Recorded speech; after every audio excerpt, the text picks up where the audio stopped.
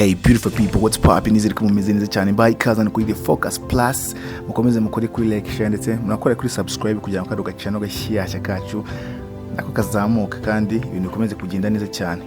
Right, kwitangira gafilme kacu dutangirira mu isi iba yarazonzwe n'icyorezo cya zombie. Ndetse anga bahita batwereka Andy, umugore we Kay, n'akana kabo k'agakobwa gato yakitwa Rosie barabashije kurokoka kubera babibera mu bwato babugenda bureremba hejuru ku mugezi. Umunsi umwe rero barimo bagenda bareremba n'ubundi muri wa mugezi umwe, Andy yagize gutya ngo utwana tuba turi gukinira hirya y'amazi n'urugwiro rwinshi, azamura ikiganza aradupepera, ariko papa wa twatwana ntabwo yabyishimiye cyane, yahise azamura imbunda ari nko kumubwira ati ibeshye bigiye hano nk'ici. Ibi byahise bituma rero Andy asubiramo imbere mu bwato. Nyuma kuri umunsi mwijoro Andy na Kay bari bicaye barimo baganira bibaza ahantu baza gukura ibyo kurya, kuko ibyo kurya baba bari barashyize muri stoke biba byenda gushira neza, baba basigaranye nk'iby'iminsi 2 yonyine. Ahangaha rero umugore Kay aba ari kuzana igitekerezo cy'uko ngo bagomba kwerekeza mu mujyi uri nko mu birometero 20 kugira ngo barebe ko babone ibyo kurya. Gusa kandi icyo gitekerezo ahita gihakana yihuza cyane, avuga yuko amahirwe uko babasha kurokoka ari hano mu mazi, bibeshye bakagera ku butaka nta n'iminota 5 bamara. Igitondo cy'umunsi ukurikiyeho rero Andy yaje kujya gutya ubwato arabukatisha nyuma yo kubona ubundi bwato buba bwarakoreye impanuka aho ngaho mu mazi, aravuga ati kanjye kurira ko nabonamo ibyo kurya. Nk'umuntu rero afite ikibazo cy'ibiryo yikubise muri bwa bwato yinjiramo atangira gushakashaka aho mo imbere yabashije gukuramo ibyo kurya bishobora kubamaza byibuza nk'amezi 3 bameze neza nta ribi. Ariko ari muri ibyo ngibyo yumvise ibintu bivugira hasi muri deck ya bwa bwato, amenya ubwenge aravuga ati kanigendere ibyo ngibyo ntabwo bindeba. Amaze gusubira rero kuri famille barishimye byatari, ariko Kay abwira Andy ati wakoze akazi kadasanzwe, genda ubanze woge ubundi uryamaho gakeya, ari nako nawe yerekeza ahandi asubira muri bwa bwato no kugira ngo ajye kureba yuko yabonamo ibindi bintu byo kurya. Ngo kubona amatwi ari mu rufa tumva ntagezeyo, ibyago byarateye, hari ikintu cyamwatatse. Nyuma rero Andy yagiye kongera gukanguka, aba yasohotse hanze. Agisohoka hanze yasanze muri salo nyine harimo amaraso menshi byatari, ibyo yatenyaga biba byabaye kuko Kay aba yaje kwatakwa na zombie ikaza kumuruma muri bwa bwato yagiyemo. Kandi muri ino si kurumwa na zombie biba bivuze yuko ufite amasaha 48 yonyine kugira ngo nawe uhinduke zombie utangire kwataka abandi. Gusa ibyo bikiba Andy yanze kwemera yuko umugore we nabyamubayeho, ahubwo ahitangira kubwira umugore yuko bakeneye kuva muri buno bwato bakajya ku butaka noneho kugira ngo bajye kureba ko babona ibitaro nyine ngo bivure umugore.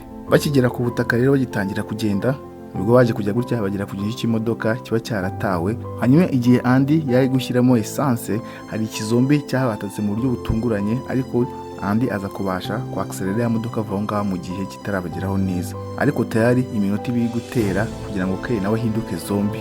Nyuma bidatinze rero yaje kubwira Andy ati hagararaho gato kugira ngo ahindure pampe y'umwana, ariko ari muri ibyo ngibyo cya cyorezo cyamaze kugira mu mubiri we cyatangiye kumuzengereza, yikubita hasi atangira gucira amaraso. Umugore abinginga ati mumbare munsi kugira ngo aza guhinduka nkata ku mwana wanjye nkamurya cyangwa we nkakurya. Gusa Andy budashaka gusiga inyuma umugore yakunze, yarongeye amushyira mu modoka ku ngufu, arangiye amwambika sentire kugira ngo ataza kubasha kuvamo ngana batake n'ibiki. Bakomeje urugendo rwabo rero akomeje atwaye, ariko barimo bagenda hari zombie yagize gutya irabitambika mu muhanda.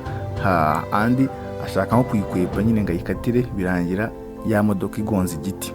Nyuma Andy rero wese uhwera yongeye gukanguka, tayari asanga ibyo yatenyaga byabaye kuko umugore we tayari yamaze guhinduka zombie wese. Noneho kubera ko abari no mu modoka yakoze impanuka, umugore yatangiye kwata ku mugabo bya danger. Umugabo ashaka kwikuramo sentire byibuza ngo anasohokemo, ariko nuko guhangana birangira umugore arumye Andy nawe. Ariko Andy abasha gukuramo kakana ke k'umugore atarakataka, ariko akigera hanze atangira kurira, ariko iyoza ati se nk'ubu ibintu bimbayeho ni ibiki, nk'ahatari wabyizaniye umuginga. Gusa nk'umupapa aba bizi neza yuko atagomba kuva ku bintu. Yahise yambara rero kagasa ka digitale, arangije ahita agashyira ku kaboko, ahita ashyiramo amasaha 48 mbere yuko ahinduka kugira ngo aze kubibara neza. Yahise atangira kugenda rero muri wa muhanda utarimo umuntu n'umwe, aribwo yaje kujya gutya akubitana na ya zombie imwe iba yatumye bakora impanuka. Yahise afata igitero ashaka kwidefanda kugira ngo itamwataka, ariko akiri muri ibyo ngibyo harakana kitwa Thumi, bigaragara ko ari akagakondo kavukiye aho ngaho, kahise kaza aho ngaho kahita kabwira Andy ati mbahora uvanga utangikira papa kuko uwo ngo ari papa wako wahindutse. Ndetse kugira ngo karangaze se kahise kibaga mu kiganza, gahita gafata amaraso kagenda kayasiga ku giti cyakira aho ngaho hafi aho impumuro yayo yakuruye wa papa wako warabaye zombie, ahita ava aho ngaho. Nyuma bidatinze rero Andy komeje urugendo no biza kurangira abashije kugera mu mujyi umwe yahoraga avuganaho na Kay. ndetse akihagera afata icumbi ahantu mu kigo cy'ishuri, ari naho yaje guhurira n'umutica w'umwana mwiza ubanza ukanamupfuka ahandi aba yakomeretse.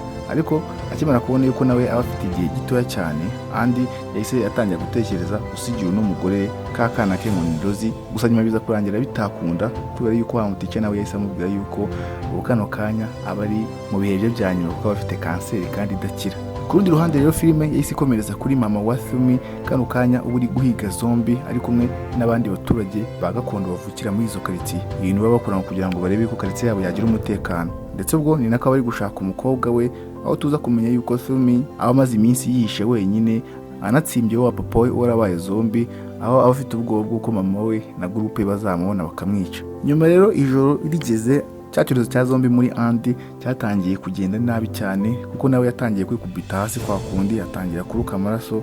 Nyuma yongeye gukanguka mu gitondo cy'umunsi ukurikiyeho, arebye kuri yasa yasanze asigaranye amasaha 32 yonyine. Yikuse rero yise fata ka Rosie ahita yongera yikubita mu muhanda akomeza urugendo.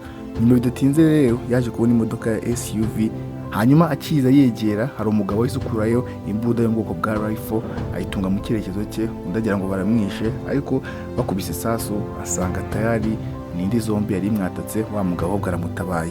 Wa mugabo rero nawe uba ufite ibintu by'ibigaze byamutsindagiye ahantu mu mwobo, yinginze Andy ngo nakoreshe ya modoka abimukureho. Hanyuma ibyo ngibyo amaze kubikora, wa mugabo yahise amuhereza kari muri ya modoka kugira ngo berekenwe ku nzu ye ifite uburinzi budasanzwe bashobora kwitsimamo kandi bakamara igihe kinini.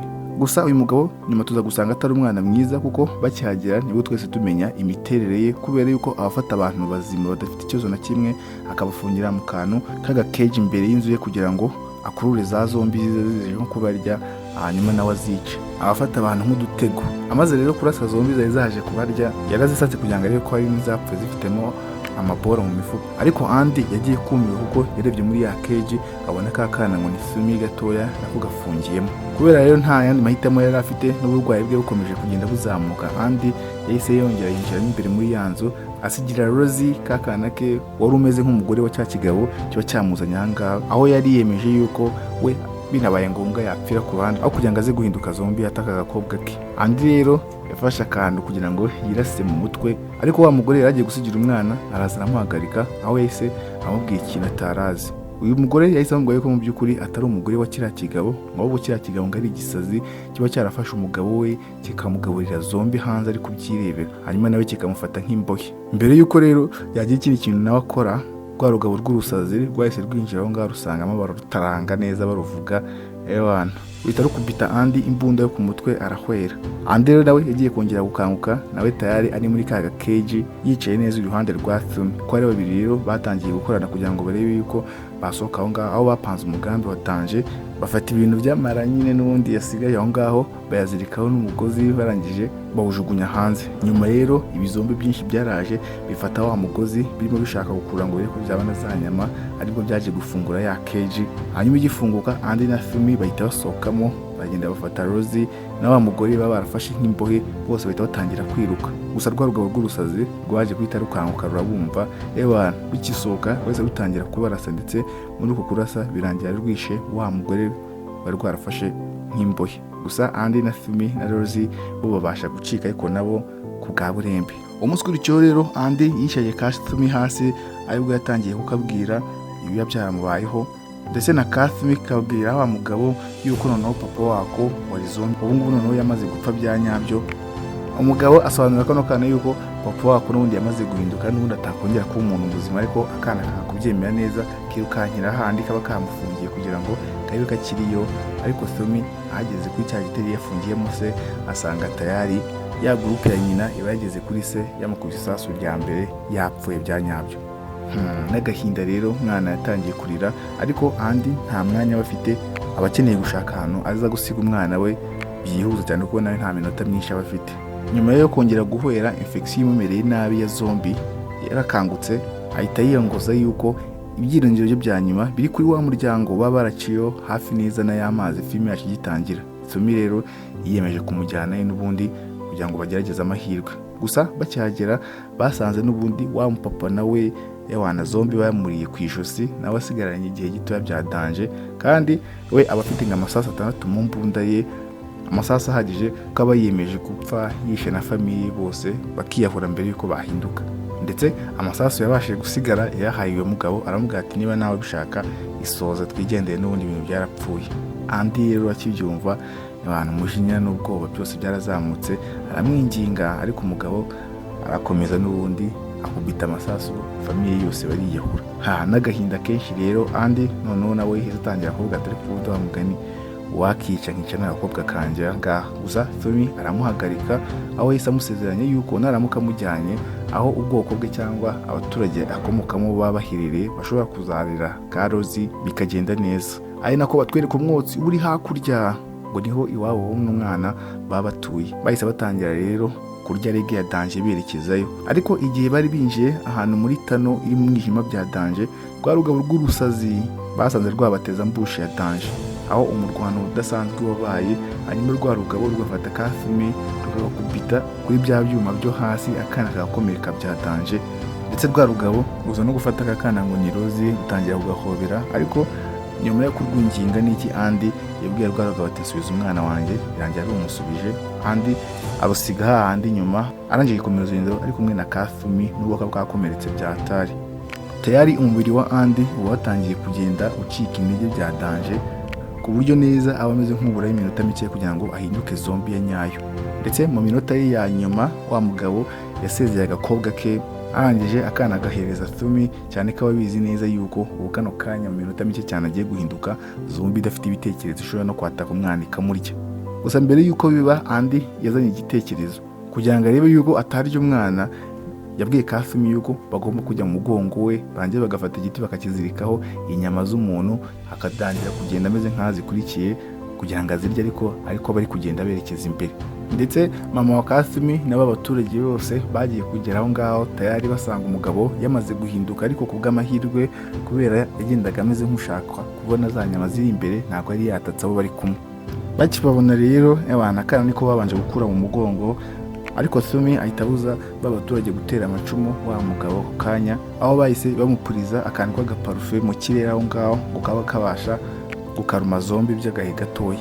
Nyuma bidatinze rero bwa bwoko byaje kurangira n'ubundi wa mugabo bamwishe neza gake kuko n'ubundi yari ari kubabara, ari nako bahise bafata Karozi basanga kunda wa mugabo aba yasize yanditseho ngo murakoze cyane kandi umwana muzamunderere neza. Nyuma rero Andy yaje kurangira banamushyinguye neza mu giti neza nk'uko baba babigenje kuri papa wa Tommy. Ndetse filime yacu irangira aha ngaha, ari nako Karozi kaba kabonye famiye nshyashya kaba kagomba gukuriramo, zombie zitabataka nako zikica. Hamwe n'ibingibi filime yacu nanga irangiye neza, ukabashimishije. Twebwe turi The Focus Plus. Until next time, peace out. Bye.